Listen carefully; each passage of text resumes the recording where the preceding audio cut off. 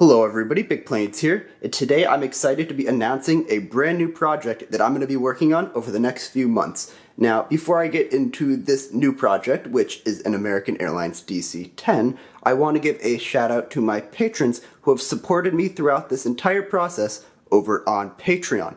Thank you to everybody who has stuck with it over on Patreon. I promise that I'm going to continue to keep building, and I will be bringing updates both here on my YouTube channel and over on my Patreon page. So if you want to go support the channel over on Patreon, I will leave a link to that in the description below. So it's been a few months, to say the least, since I've posted anything, and there's a few different reasons for that, mostly school, and we're also moving houses. So I'm filming in a slightly new location today. It's a different room, and this is a temporary location. I will eventually be moving to a separate room, but that doesn't matter because the building can continue wherever. So yeah, exciting new stuff happening today. For the first time in well over a year, I will be building a new wide-body aircraft. And for those of you who remember, the last wide-body aircraft that I built was the British Airways 777-300, and that was back in 2021, so it's been a little bit since I've done a wide-body, but I am excited today to be bringing you a new wide-body, one that I've wanted to do for a very long time. This is going to be an American Airlines DC-10-10, so the earlier variant, in the chrome livery, so the famous American Airlines DC-10. Now, before you go to the comments section and start making jokes about the DC-10, do note that this is being built because of its iconic status and because of its beautiful livery, rather than the accidents that it may or may not have suffered. But regardless there, I'm really excited to be building this because it's going to be very beautiful when it's done, and it's going to be built entirely out of authentic LEGO chrome pieces. Got a little tongue twisted there. So I'm going to dive right into what I've done here, and I'm also going to try to explain what I'm going to do differently with this one that I usually do compared to what I usually do for my wide bodies. So diving into it first, it's been a while since I've done one of these updates, so I'm a little rusty on explaining this stuff, but I'll try my best here. So what I have here, and I'm going to stand a little further away so you can actually see it, I have the schematic printed out. Now right now I'm just going to do the center wing section, which is what you see right now. And what I'm going to do is I usually build these in modular sections, right? So I have the center section right here, and the wing panels, the outer wing panels, that both go on the outside. So what we have right here in the middle, this is the main flight deck, if you will, and right now there's not much on it. This is pretty typical. It's going to be 20 studs wide because the DC-10 was, I believe, 19.8 feet wide, so I'm just going to round that up to 20 because it's easier and it's can use the same technique for fuselage as my previous wide bodies. But you can see here I've already started the wing, and I'm going to say right now that this plane is going to have some exciting features that none of my other planes have ever had before, so I'm looking forward to bringing you those. I will give you a hint. It has to do with motorizing something, so if you want to get a hint at what I'm referring to, just go look at the A380. It will not be motorized flaps, but it will be motorized something else, so that is going to be really exciting. I'm not going to reveal what that is in this video, but you will see that in subsequent videos. But you can see I've built out until roughly a little bit out past the inboard and past the number 1 and number 3 engines here. This is the DC-10, so of course it's going to have a engine built into the tail. The number 2 engine will be built into the tail. That will come later. And let me sort of show you what I've done here. So I'm going to flip this over. Let's try my best here to flip it over.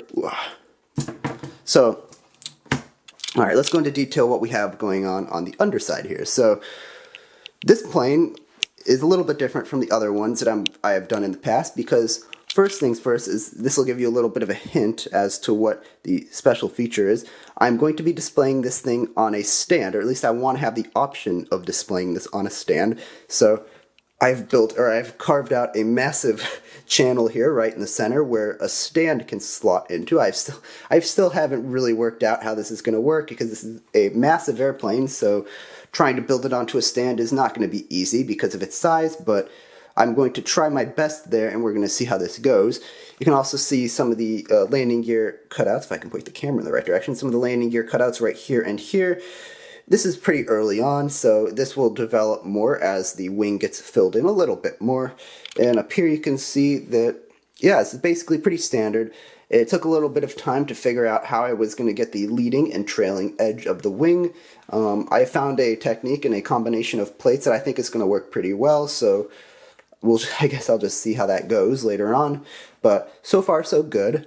The good news with this one is that it does not have a very strong dihedral structure. So typically, on a plane like this, I would build a dihedral structure right here, which, if for those of you who don't know, who aren't really engrossed in the aviation world, a dihedral is when the wings slant slightly upwards. So thankfully, the DC-10's main wing doesn't really have a dihedral. It has a very slight dihedral, and in many pictures you can see the wings actually look almost completely level. So thankfully for me, that means I'm not going to have to build a dihedral structure. Now, of course, I still want to stop the wings from sagging as much as possible, because just because it doesn't have a dihedral doesn't mean you don't want it to sag. So that's going to have to be a challenge for me to keep these wings as level as possible, because we don't want a dihedral, but we also don't want it to sag. We don't want an anhedral. So that's going to be a challenge here, but I'm pretty confident that I can build this in a way where it won't have any structural issues. But yeah, so this is basically how that's going to be done. I'm going to try my best to keep it completely studless, as is per usual. So yeah, this is the update so far, and you can see all of these beams right here. Those are all, let's see if the camera will focus. There we go. Those are all structural beams. So the main core running through this model is right there, and that is what will keep this thing from warping, the fuselage from warping. And this goes for all of my wide bodies. All of them have a internal structure, or a structural beam as it is, that runs from the front to the back, and it's one of the ways that I keep my models sturdy and from falling apart. So in case you were wondering how that works, I've gotten a lot better over the years at keeping these things from falling apart and from sagging. Some of my earlier wide bodies did struggle with that a little bit, but recently they've gotten a lot better, so I'm happy with how that has turned out.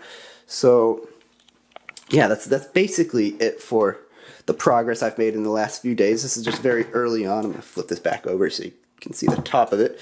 This is just very early on, the progress. And I will tell you the timeline we're looking at here. See if the camera will refocus. There we go.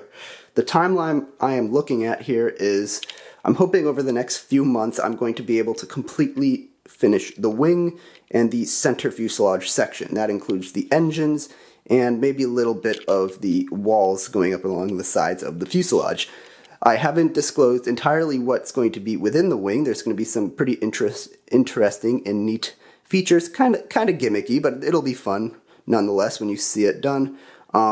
So that's the immediate goal for the next couple months, I would say. And then I am still waiting for a lug bulk order to come in with most of the curve slopes for the fuselage. So whenever that comes in, that may come in the late summer, the fall, I don't know. But whenever that comes in, I will then continue to build the fuselage. I may do the nose earlier on, just because I have enough silver parts to do that. But if I want to do the rest of the fuselage, I'm going to have to wait for a lug bulk order to arrive. So I don't know when that'll be. This may have to be postponed for a few months until that order arrives. So we'll just play it by ear.